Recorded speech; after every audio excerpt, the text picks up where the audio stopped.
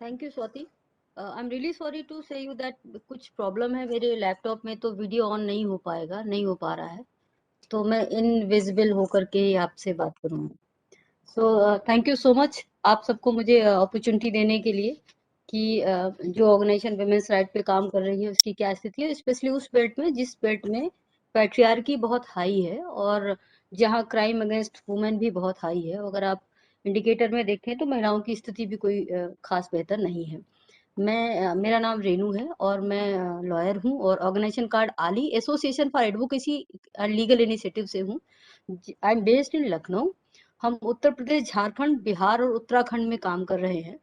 और बेसिकली जो आली की शुरुआत हुई थी यहीं से कि बहुत सी महिलाएं हम देख रहे थे कि जिनके पास में जो हिंसा का शिकार है, और अगर हम एनएफएसएस देखें तो वो कहता है कि लगभग 41% महिलाएं जो है वो डोमेस्टिक वायलेंस की शिकार हैं। अगर हम और आगे जाएं तो देखें सेंट्रल की जो विमेन एंड चाइल्ड मिनिस्ट्री कहती है 2007 का डेटा है कि लगभग 50% जो बच्चे हैं वो चाइल्ड सेक्सुअल अब्यूज का शिकार है। लेकिन जब हम कम्युनिटी में जा रहे थे, और खासकर एक केस था जिसने हमारी आंखें खोलने वाला काम किया कि देयर वाज अ वुमन और वो 12th पास करके पढ़ना चाहती थी। उसके फादर एक ठीक ठाक कमाने वाले व्यक्ति थे, बट वो अपने बेटों को पढ़ाना चाहते थे, बेटी को बिल्कुल नहीं पढ़ाना चाहते थे। और जब वो हमारे पास आई, हम ये देख करके दंगे, she was very intelligent and not able to understand where to go, how to go, कैसे करें, वो कहाँ जाए। और यहाँ से ये समझ शुरू होती है कि हमें कम्युनिटी में बहुत काम करने की जरूरत है। वैसे तो अगर आबादी के हिसाब से देखें तो हम 50% महिलाएं हैं, लेकिन अगर आप उनकी स्थिति देखें और खासकर गाँव में देखें, छोटे-छोटे शहरों में देखें, तो उनकी स्थिति बहुत ही दयनीय है। बहुत ही पढ़ी-लिखी महिलाओं से लेकर के गाँव की महिलाएँ, तो किसी को ये पता ही नहीं है कि जो जस्टिस डिलीवरी का सिस्टम क्या है। अगर उनके साथ में कोई भेदभाव हो रहा है, specially in the needle family, she doesn't know कि वेयर टू गो। क्या हमारे पास में अधिकार है कि मैं अपनी शादी को मना कर सकूँ? क्या हमारे पास अधिकार है कि जिससे मैं शादी करना चाहूँ उससे कर सकूँ? क्या हमारे पास अधिकार है कि अगर हमारे पेरेंट्स मना कर रहे हैं, हमें पढ़ाना नहीं चाहते, तो हमारे पास कोई रास्ते हैं कि हम पढ़ सकें? क्या जो डिग्निटी वाली प्रश्न है कि क्या वो उनको कम्युनिटी से और अपनी फैमिली से मिल सकती है, और यहीं से हमारी शुरुआत हुई थी। इस वक़्त हम लोग करीबन उत्तर प्रदेश, झारखंड, उत्तराखंड, बिहार के 52 डिस्ट्रिक्ट्स में हैं, और जिसमें हमने जो कम्युनिटी के जो केस वर्कर हैं, उनको ट्रेंड किया है कि दे कुड नो कि किसको महिला मानवाधिकार कहते हैं, भारत का संविधान क्या है, कहाँ से हमें मौलिक अधिकार मिल रहा है, कैसे हम दुनिया के सबसे अच्छे संविधान में से एक है भारत का संविधान, और जिसमें महिलाओं को कितने अधिकारों से मौलिक अधिकार दिए गए हैं और कैसे हम आगे बढ़ सकते हैं। गाँव में जब हम लोगों ने इसके अवेयरनेस प्रोग्राम शुरू किए केस वर्कर के थ्रू, उसके बहुत बहुत ही बेहतर परिणाम थे। खासकर यूथ गर्ल्स का बाहर निकल के आना, उनका अपनी बातों को कह पाना, उनको ये समझ पाना कि हाँ, they are empowered in this country by the law. They need to only implement कि हाउ वो कैसे वो बात कर सकती हैं। और इस तौर पे अगर हम देखें तो लगभग इस वक़्त हमारे पास हर महीने 300 से ज़्यादा केसेज़ हम डील करते हैं, और पूरे साल भर में अगर हम देखें तो लगभग 3,000 से लेकर के 4,000 केसेज़ आते हैं।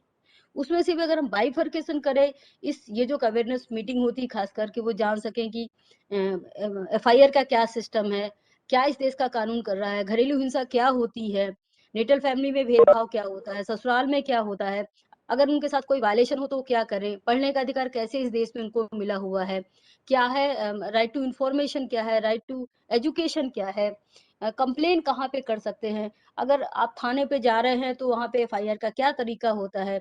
ये सारी बातें उनके साथ में होती हैं, और उसको देख कर के अगर हमने जस्ट एक रिसर्च किया है, उसकी 2 पॉइंट मैं शेयर करने के बाद आगे बढ़ूँगी, कि उसमें ये निकल कर के आया है कि लगभग हमारे पास हमने 10 डिस्ट्रिक्ट के 1 साल का डेटा लिया जो लगभग 399 केसेज़ का था।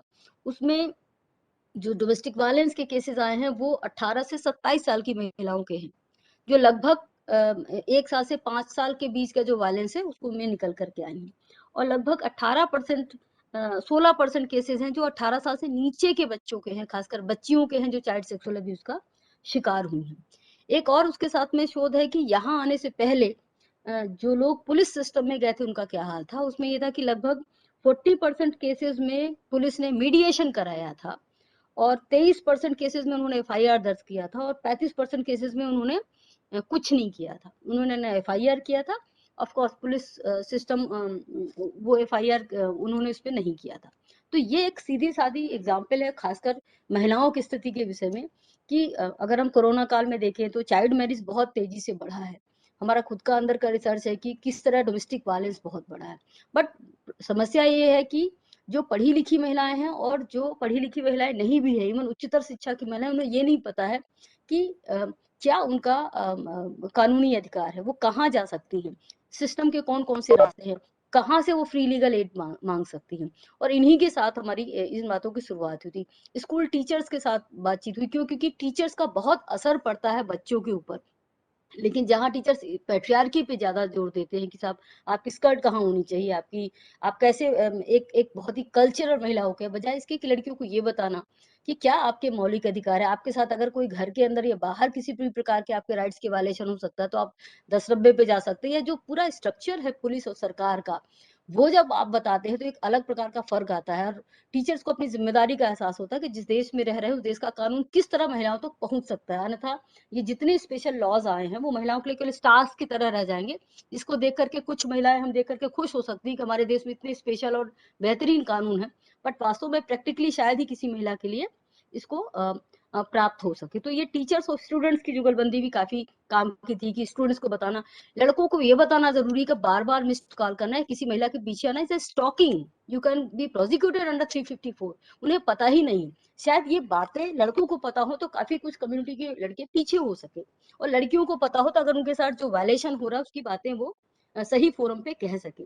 तो मुझे ये बहुत ऑर्गेनाइजेशन को लगा है कि ये कम्युनिटी तक जो बात है जब ये पहुंचती है तो महिलाएं एक अलग प्रकार का एम्पावर्ड फील करती हैं, उनके जुबान में, उनके चलने के स्टाइल में। उनको जब एहसास होता है किस तरह की डिग्निटी उन्हें भारत के कॉन्स्टिट्यूशन ने दी है, बट प्रैक्टिकली उनका ये अनुभव समझना कि ये जो महिलाएं हम सब बाहर आ जा सकते हैं, पढ़ सकते हैं, ये किस तरीके से हमें इस कॉन्स्टिट्यूशन से मिला हुआ है, और ये उन्हें अंदर से एम्पावर करता है इन कानून का जानना भर। बहुत से केसेस में रहा है कि जिसमें हमने केवल लीगल काउंसलिंग की है, ये उनका समझना भर के एक संगठन उनके साथ है और ये कानून किस तरह उन्हें एम्पावर्ड करता है, वो एक बेहतर आगे बढ़ने के लिए, निर्णय लेने के लिए उन्हें आगे बढ़ाता है। तो मुझे लगता है कि जो फंडामेंटल्स राइट्स है, अगर महिलाओं को पता हो, उन्हें कानूनी अधिकार पता हो, उन्हें पता हो क्या सिस्टम है देश का, और अगर जहाँ पे काम नहीं उसका कंप्लेन का क्या सिस्टम है, तो महिलाओं को काफी आगे बढ़ाने वाला है। Not more than that and this की अगर सरकार के सिस्टम देखें तो बहुत ही पीएलवी का सिस्टम है। बट जो पीएलवीज खासकर लीगल एड के जो पार्टनर है वो जो जाते हैं कम्युनिटी में, बहुत कुछ सिविल डिस्प्यूट के विषय में बता रहे होते हैं। महिलाएं और लड़कियां उनके टॉपिक से, इशू से वैसे किनारे निकल जाते हैं और ऐसा लगता है कि they are only for settling the family, they are only for the family centered. उनके साथ अगर वायलेशन हो रहा है तो कहाँ जाएं, उस विषय पे बात नहीं होती। तो मुझे बहुत लगता है कि अगर सरकार इस वाले पॉइंट को कि एक कम्युनिटी जो केस वर्कर है उनको डेवलप करे, या जो पीएलवीज है उनको विमेंस राइट पे बात करने की, और खासकर अगर विमेंस राइट के वायलेशन होते हैं तो उसको किस तरीके से सिस्टम तक पहुंचने की बात को आगे स्केलिंग करे, तो काफी इम्पैक्टफुल काम होगा, स्पेशली आधी आबादी के लिए। और मुझे लगता है कि आधी आबादी के एम्पावर्ड हुए बगैर जो है भारत का विकास नहीं हो सकता, और इसके बगैर महिलाएं पीछे ही रह जाएंगी। इसलिए मेरा ये भी सोचना है दूसरा कि क्या अच्छा होता कि जितने भी कॉपीज छपती हैं भारत में, उन सबके पीछे लिखा होगा अगर आपके साथ डोमेस्टिक वायलेंस हो तो आप कहाँ जाएं, आपके साथ सेक्सुअल असॉल्ट हो तो क्या नंबर है आप कर सकते हैं, विमेन हेल्पलाइन है, अगर आपके साथ कोई वायलेशन हो कैसे आप 112 पे जा सकते हैं, 100 पे जा सकते हैं। ये लोगों को नहीं पता है, वो बच्चियों को नहीं पता है। एटलीस्ट फंडामेंटल राइट्स के विषय में उन्हें उन्हें बैक में पता हो। ये महिलाओं को बहुत एम्पावर्ड करने वाला होगा, क्योंकि बहुत से केसेस हमने बहुत ही पढ़ी लिखी महिलाओं को साथ देखे हैं और जिनको ये भी नहीं पता था कि अगर उनके साथ बहुत ही वायलेंस हो रहा है तो किस तरह वो शादी से निकल के अलग रह सकती हैं। डिवोर्स तो बात की बात है। तो there is huge confusion about the law, specially with the women. That's it. Thank you so much. I think this is much needed by the government of India for the women's